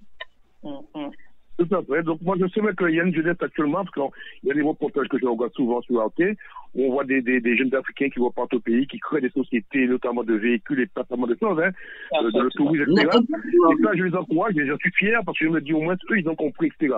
Et je pense que l'Afrique s'en sortira. Et le développement de l'agriculture aussi, de plus en plus, au niveau de l'agriculture aussi, Philippe, tu parles de ce domaine-là, au niveau de l'agriculture aussi. Et en plus, comme ils ont été à l'école des Européens, donc ils ont ce savoir et ils n'ont pas honte maintenant de s'affronter à ces gens-là. Ce qui est bien, parce qu'avant, je me rappelle, il y avait certains Africains qui me disaient, ouais, mais on est un peu gênés par rapport aux Européens parce qu'on a peut-être à leur école. Mais ce qui est bien que je vois revenir en Afrique des jeunes qui ont été à l'école des Européens, eh bien, ils n'ont pas peur. Ils disent non, ils ne font pas peur. Moi, j'ai le même bagage que lui et des fois, j'ai une vision différente de l'Afrique par rapport à lui qui n'a pas vécu. Alors que moi, j'ai la culture européenne et africaine. Donc, je connais. Donc, c'est là ma force. Donc, ça, c'est bien aussi. Donc, moi, c'est une fierté. Je pense que c'est vrai que dans les 50 ans au maximum, je pense que l'Afrique va jouer un rôle important dans le monde. Oui, mais ça sera la puissance émergente. De toute façon, c'est déjà annoncé. On ne va être le Nigeria, on ne va être pas mal de pays qui sont déjà très dans l'avant-garde dans ça. Et le changement, justement, ces fruits-là vont forcément pousser. Donc, ça, c'est absolument incroyable. On voit dire l'avancée technologique du Rwanda, qui était un pays qui était mis par terre. Et on voit un peu déjà comme quoi que tout ce qu'ils font, que bon, je suis pas pour Kagame, mais il a quand même fait du bon travail quelque part quand même, parce que c'est vrai que voilà, donc je me dis, j'espère que d'autres auront cette idée-là aussi pour faire avancer plus vite et que dans moins de 50 ans, moi je pense qu'en 50 ans, mais si on peut le faire dans moins de 50 ans, ce serait une chose formidable pour l'Afrique. Mais tu n'as qu'à voir, Philippe, l'Europe est un pays vieillissant, tandis que l'Afrique est un pays jeune. Donc, effectivement, ne serait-ce que démographique par rapport à la taille démographique, le poids démographique, l'avenir se trouve du côté de l'Afrique. Les portes ouvertes se trouvent du côté de l'Afrique. Et cette émergence et cet essence, justement, ne peut faire que cela. Et c'est pour ça, moi, je sais pas si on va conclure, ça fait 1 heure qu'on est là, mais ça fait quand même, je dois 40 minutes et ça fait 1 heure qu'on a dépassé. Je vais conclure quand même où le débat, je posais comme paradigme la fin de la présence. Est-ce qu'on assiste au déclin de la présence des grandes puissances européennes? Et c'est tant mieux. Et ce déclin des puissances européennes, au-delà d'une présence militaire, mais surtout l'émergence, l'affirmation de plus en plus de cette jeunesse, de cette sève africaine incroyablement féconde et simplement vivace, justement, dans cette affirmation de ses talents, dans cette affirmation de sa conscience, de sa prise de conscience d'elle-même. Et Marilyn, comme je disais, qui au-delà du simple discours des présidents qui sont là pour dire de beaux mots et puis finalement laisser très peu de choses dans l'histoire, eh ben, arrive à façonner, à créer de nouvelles bases avec une histoire, avec un substrat qui est propre à l'Afrique. Et c'est cela la belle victoire de l'Afrique, comme tu dis, qui risque d'arriver bien plus tôt qu'on arrive dans les 50 ans. Parce que le poids démographique, l'avantage démographique se trouve chez eux avec cette percussion qui va totalement finir par renverser les paradigmes des anciens mondes et de l'ancien temps. Voilà, c'était mon mot de conclusion pour cette émission qui a duré 1 heure. Encore une fois, il faut que j'arrive à respecter les 40 minutes qu'on me donne. Mais j'espère que je vous ai passionné avec Philippe et Marilyn, qu'on a essayé de vous donner en tout cas le meilleur de ça. Vous avez vu qu'on essaie de faire des recherches, qu'on essaie de vous proposer un sujet de qualité. Et puis, on est là aussi, je pense, pour participer aussi, comme je vous dis, à ce rayonnement, à cette construction par un débat sain et constructif. Et je vous remercie vraiment pour vos retours et vous remercie vraiment d'être connecté avec nous. Merci d'être là tous les jeudis, pour nous, pour le peuple, pour notre communauté, pour la diaspora, et pas aussi pour la communauté élargie, parce que voilà, donc, qu'on soit blanc, noir, jaune ou autre, on fait partie du monde, et ces problèmes-là nous concernent tous. Donc voilà, merci encore de ta prévoyance, aussi de ta compétence, et puis de nous éclairer aussi, parce qu'on n'a pas la temps infuse. Et donc, j'apprécie ta façon de voir les choses, chacun a son analyse. Eh bien, mille merci encore. Merci encore, Marilyn, aussi d'être intervenue avec de belles questions, et qui m'ont fait plaisir, et que tu as su répondre. Tu as su répondre. Donc voilà, encore mille merci encore. Et puis, tout ce que mon seul regret, c'est que je trouve qu'il n'y a pas assez de gens qui appellent. J'ai le temps de le dire, mais je me répète peut-être encore, mais quand on a des débats comme ça mérite qu'il y ait beaucoup plus de gens qui appellent, qui n'écoutent pas, mais qui posent des questions, comme l'a fait Marilyn, qui arrivent, même s'ils ne prennent pas part au débat, mais amener des questions qu'on peut traiter. Ce serait magnifique. En tout cas, merci encore. Merci à Pierrot aussi, qui était à la technique, hein, comme d'habitude. Voilà. Merci. Bien, voilà, merci pour ta contribution et merci vraiment pour Marilyn aussi, parce que c'est 2 belles questions. Et puis, merci. Et puis, sachez que j'ai vraiment plaisir à passer ce moment-là avec vous parce que, voilà, c'est du débat démocratique, c'est des points de vue et je trouve ça super intéressant, vraiment. Tout à fait. Ça enrichit et puis ça a le don de nous permettre de pousser la réflexion, donc de ne pas justement rester retranché dans nos pensées, de s'enfermer dans nos pensées. C'est bien d'écouter ce que les autres ont à dire. Pour moi, c'est très enrichissant. Donc, merci. Merci, Philippe, merci Chantal pour vos réponses, pour vos réactions. Voilà. Eh bien, merci à vous. Ouais. Merci à toi, Philippe, une fois de plus. Et puis, merci à toi, Marilyn. Et puis, Chantal aussi. Eh bien, on te dit merci, Chantal. Et puis, on se donne rendez-vous jeudi prochain. Et tu as déjà travaillé sur le sujet? Non. Ben écoute, nous sommes en pleine période de carême, figure-toi, et ce serait bien qu'on voit un peu l'histoire de l'Église, les scandales qui l'ont un peu affecté, voilà, poser quelques questions, franchement, voilà, et puis voir un peu tout ce qui tourne autour de carême, les scandales. Voilà, on va rentrer sur tabou dans ces conversations aujourd'hui, et puis voilà, c'est un rendez-vous qu'on aura jeudi, même heure, même endroit, et ce sera encore avec plaisir. Je voudrais aussi qu'on parle aussi de la journée de la femme, parce que la femme, faut qu'elle soit mise à l'honneur aussi, parce que si on n'en parle pas, donc on parle un peu aussi du pouvoir de la femme Et sans la femme, je crois que le monde irait encore beaucoup plus mal, quelque part. Voilà. Alors, c'est le 8 mars, la journée des droits de la femme. Alors, bon, sinon, au pire, on est... Allô? Allô? Allô, Marie-Lise? Moi, c'est mon débat. Donc, à la limite, jeudi, on peut faire un jeudi émission Droits des femmes, et ça ne me dérange absolument pas. Voilà, parce que la femme mérite d'être mise à l'honneur, on n'en parle pas assez souvent, et donc c'est très bien que, parce que les hommes jouent, on parle de les assemblées, pas autour politique, mais je dis sincèrement que sans la femme, le monde n'existerait pas, parce que la femme, c'est quand même... Oui, donc jeudi, à ce moment-là, la journée de la femme, c'est mercredi, mais si vous voulez, si vous acceptez qu'on décale à jeudi, et moi, je peux vous faire un très bon sujet, justement, droit des femmes, notamment avec la question du droit à l'avortement, du droit de disposition corps, avec tout ce qu'il y a aux États-Unis, droit des femmes, où en est-on aujourd'hui, qu'est-ce que la femme, comment c'est vu, est-ce que c'est du aspect sexuel, genré, où en est-on, où est-ce qu'on a avancé les consciences? Et ça peut être un sujet super intéressant que je vais vous préparer pour jeudi prochain. Donc, si Pierre est d'accord, si le patron, pour moi, on met ça en place. Eh bien, Marilyn, elle est désolée parce que ça a coupé, on ne l'a pas eu, mais bon. Alors, effectivement, peut-être qu'elle a dû entendre, hein, pour le débat de jeudi prochain, eh bien, on mettra la femme à l'honneur, hein, Marilyn. Hein? Eh bien, oui. Tout à fait. Eh bien, une fois de plus, Chantal, eh bien, merci à toi. Merci pour cette chronique, Actu News. Oui. Il faudrait rappeler à tous ceux qui n'ont pas pu prendre part à l'émission ou qui n'ont pas écouté, ils pourront toujours écouter l'émission, hein, voilà, toujours écouter les bonnes paroles de Chantal, hein. C'est vrai qu'elle j'apprécie énormément les interventions, donc ils pourront l'écouter autant de fois qu'ils voudront, hein, puisque l'émission elle est en direct là, mais après ils peuvent à leur guise, à l'heure qu'ils veulent, écouter. En allant télécharger l'application de la radio, puis aller sur le YouTube de la radio, et puis pensez aussi que jeudi prochain, on parlera de la femme. Voilà. Ok. Eh bien, mesdames et messieurs, rendez-vous est pris pour jeudi prochain. Merci à toi, Philippe. Merci à toi, Chantal.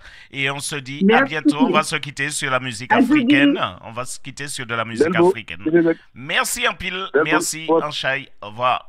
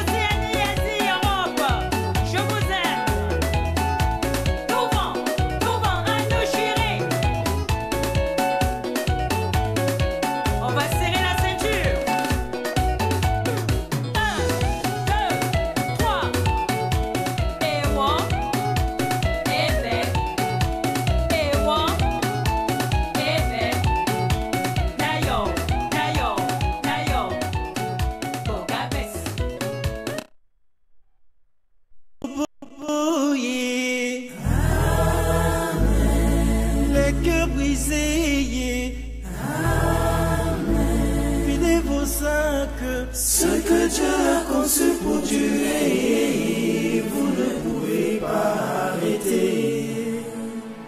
Qu'on se le dise, Lorik Ngombe.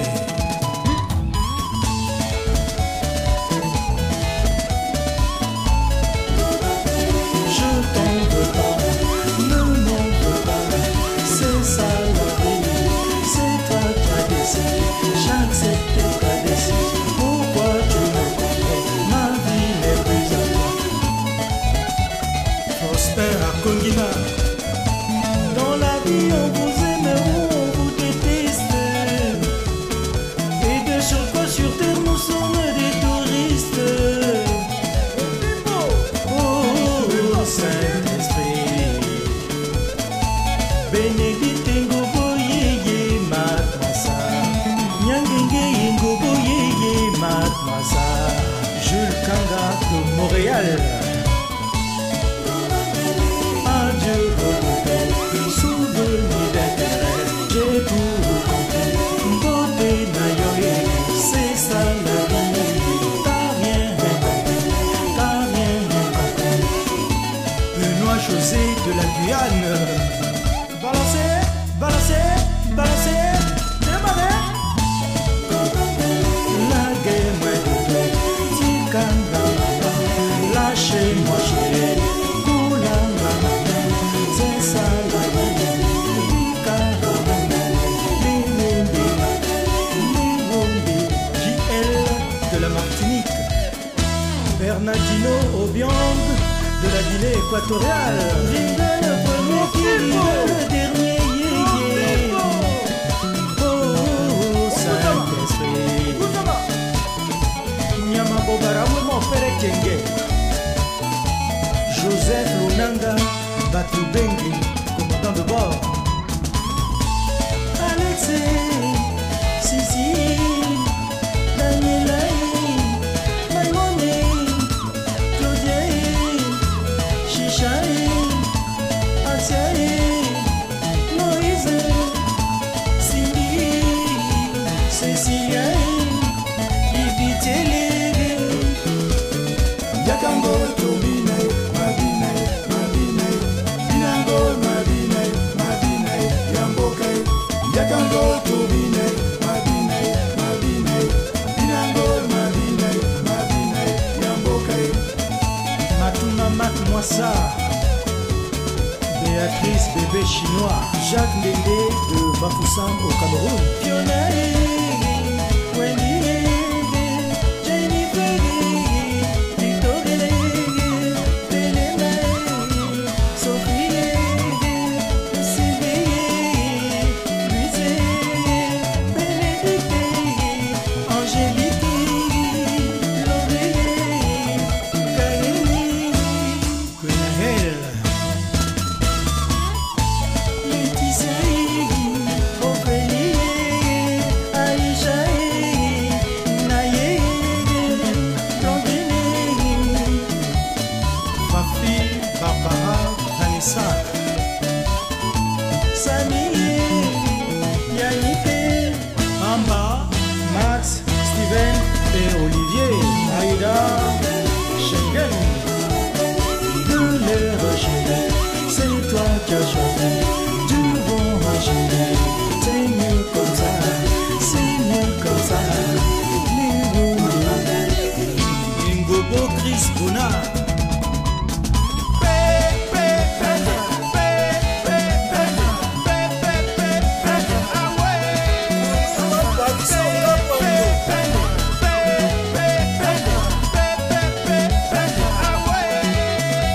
Qu'est-ce que c'est? Le cri du village. Mbosa Kenu Wangala. Christelle Beyoncé. Ella Ella. Olivier Ngobo Yeye Matmasa, Marité Ngobo Yeye Matmasa, Séverine Iman Ngobo. Banamo Wando Kangumu. Oyela. Oh le bogi,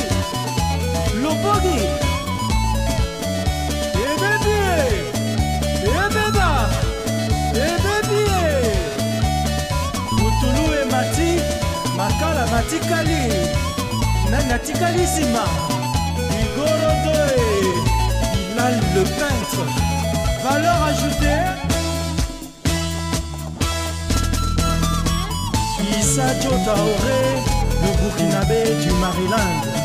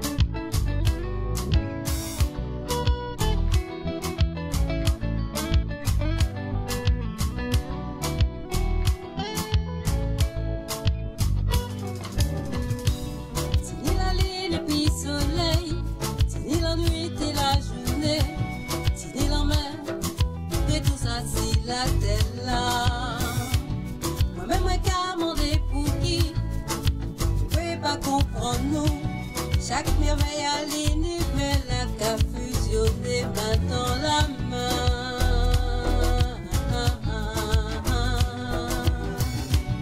Solution universelle, naturelle en système là, pour qui nous ne peut pas aimer, nous voici la terre bon Dieu.